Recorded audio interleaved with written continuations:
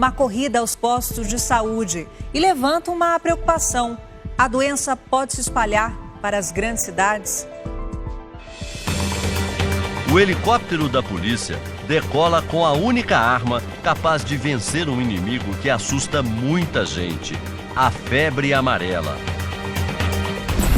As vacinas que chegam pelo ar imediatamente vão para as mãos das equipes de saúde.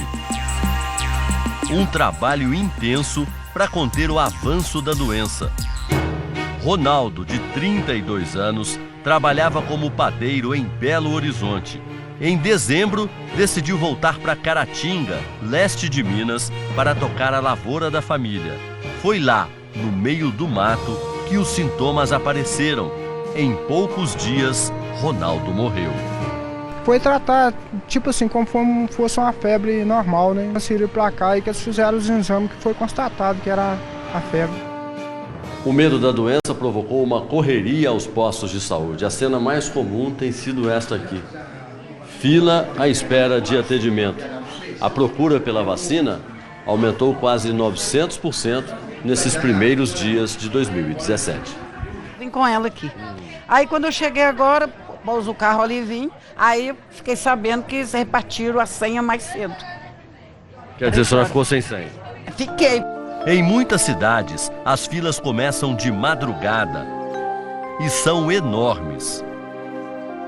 Quanto tempo de espera aí? Às 3 horas. 2 dias já que eu venho, não consegui pegar a senha, né?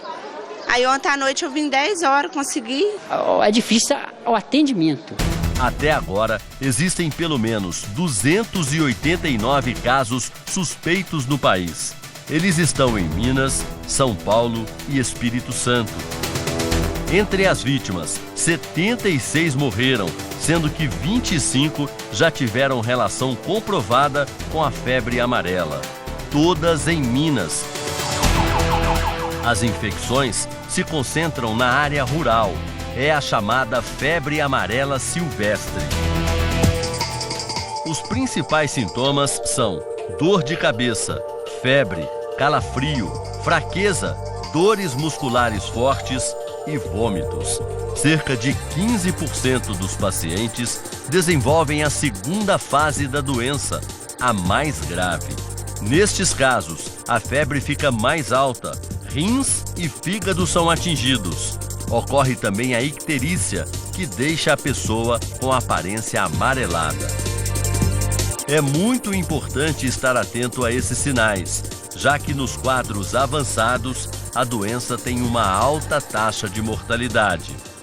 Então, nesse período, é importante que o paciente esteja em contato direto, sendo acompanhado pela equipe de atenção básica e, em alguns casos, quando o paciente já está um pouco mais comprometido, necessita de internação para ser acompanhado. No caso do paciente ser bem acompanhado, dificilmente ele vai evoluir para a morte. Não há diferença entre os sintomas da febre amarela silvestre e da urbana. O que muda é a forma de transmissão.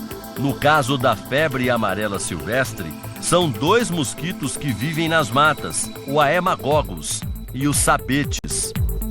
Já o Aedes aegypti, que transmite dengue, zika e chikungunya nas cidades, também pode causar a febre amarela. Isso não acontece no Brasil há mais de 70 anos. O último caso foi no Acre, em 1942. De lá para cá, a doença é considerada erradicada nas cidades. Por precaução, o governo mineiro decidiu fechar 2 reservas ecológicas para visitação. Está proibida a entrada no Parque Estadual do Rio Doce, considerada a maior floresta tropical no estado, e na Serra do Brigadeiro, na Zona da Mata. O alerta da doença começou na pequena cidade de Ladainha, com 17 mil habitantes, no Vale do Mucuri. A cabeça começou a doer, e deu febre, e dor nas pernas. E dessa hora pra cá eu não me senti mais bem, eu fui parar no hospital e voltei ontem do hospital ontem à noite. Uma fraqueza, entendeu? E não tava comendo. Hoje não, hoje eu tô melhor, bem melhor. O tratamento consiste no uso de medicamentos antitérmicos e hidratação. Nos casos mais críticos, o paciente pode precisar de diálise e transfusão de sangue. Na comunidade lá morreu um bocado de gente já. Morreu um aqui perto também, no enterro esses dias. A doença roubou o que era mais precioso para a população, o sossego do campo. Todo mundo fica cismado porque morrendo um em riba do outro aí fica ruim, né? A origem certa do surto ainda é um mistério. Este pesquisador diz que o aparecimento da febre amarela segue um ciclo natural de desenvolvimento. No entanto, neste ano, há um aumento significativo de casos. Isso é muito relevante porque nós temos uma série de fatores que estão concorrendo no sentido de fazer com que essa frequência da doença possa estar aumentando. Condições climáticas gerais, como também situações locais, quando você tem uma ruptura ou de uma alteração importante dos ecossistemas, você pode ter alteração do padrão de doenças como essa da febre amarela. No começo da semana, a pesquisadora Márcia Chame, da Fiocruz, uma das mais importantes instituições de saúde pública da América Latina, deu uma declaração que chamou a atenção de todos. Ela levantou a hipótese de que o rompimento da barragem de Mariana, em 2015, esteja relacionado ao aumento de casos de febre amarela. Ela afirmou: o desastre de Mariana é mais um fator de degradação que deve ser considerado na análise, mas ninguém pode dizer que é o único. Isso porque, segundo ela, mudanças bruscas no ambiente provocaram impacto na saúde dos macacos. Com estresse e falta de alimentos, os bichos ficam mais suscetíveis a doenças, incluindo a febre amarela. Grande parte das cidades onde foram notificados pacientes com sintomas da doença está próxima da região do Rio Doce, afetado pelo rompimento da barragem de Fundão.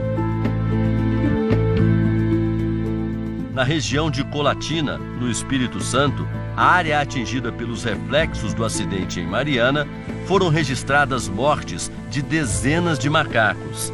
As autoridades ainda estudam se a causa foi febre amarela. Dias depois, em entrevista ao Domingo Espetacular, a pesquisadora disse que ainda não é possível estabelecer uma conexão entre o desastre de Mariana e a febre amarela. Não existem dados, né, que possam comprovar isso. O que a gente sabe é que os processos de degradação ambiental acabam favorecendo. Isso é o que se vem observando. Mas as causas da degradação ambiental são muito antigas no Brasil, né, e principalmente nessas regiões.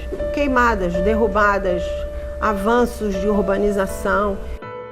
Em nota, a mineradora Samarco refuta qualquer correlação entre o rompimento da barragem e os casos de febre amarela e lembra que não há estudos científicos que comprovem essa hipótese. O macaco é considerado um hospedeiro do vírus e não um transmissor. Apesar disso, no Rio Grande do Sul, houve registros de ataques a esses animais por medo da transmissão da doença. Uma das questões que se tem levado em conta é a possibilidade da doença se espalhar para a área urbana. Se nós adotarmos as medidas preconizadas, eu diria de que essa possibilidade ela é muito remota, porque, felizmente, para a febre amarela nós temos a vacina. Então, não existe a Aedes aegypti infectado por febre amarela nesse momento no Brasil. Já para este epidemiologista, a situação é preocupante. Uma bomba relógio que pode estourar a qualquer momento. A condição zero é a presença do Aedes. Ele está em todo lugar. Esse Aedes ele precisa ser competente para transmitir a febre amarela urbana. Numa cidade de 5, 6 milhões de habitantes, se você tem introdução do ciclo urbano, rapidamente, em algumas semanas, você vai ter 25, 50 mil casos. Onde é que nós vamos achar UTI para isso? Deisiane é mulher de um paciente internado por suspeita de febre amarela. O primeiro exame deu positivo, Mas César Teixeira ainda deverá passar por outras análises para confirmar a doença. A família é de Vermelho Novo, interior de Minas, onde o agricultor contraiu a febre amarela. Como a cidade não tem estrutura para atender tantos casos, ele foi trazido para Belo Horizonte. Dor de cabeça, vômito, dor no corpo. Aí nós levou ele no postinho, passou um remédio para ele. Segundo a família, César foi vacinado contra a doença há 7 anos. Eu não sei quando eu volto para casa, eu quero ver meus filhos e o meu marido quer sair para trabalhar.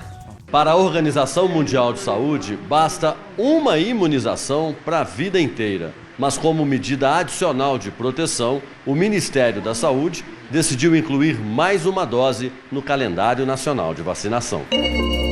No caso de crianças, a vacina deve ser aplicada em 2 etapas. Uma aos 9 meses de idade e a segunda aos 4 anos. Quem toma a primeira dose depois dos 5 anos deve ter um reforço após 10 anos. Mas há restrições. Grávidas, fazendo quimioterapia para tratamento de câncer, pessoas idosas, acima de 60 anos com qualquer doença debilitante e que fazem uso de corticoide, essa vacina não está indicada, deve ser evitada. A medida correta para evitar que a doença se espalhe é mesmo aumentar a imunização. Janaína, de 9 anos, já está vacinada e dá a dica. Doeu, Janaína? Mais ou menos. Mas vale a pena, né? É. Por quê? Porque é pra gente não ficar doente. O estádio mais famoso do Brasil, a Banca.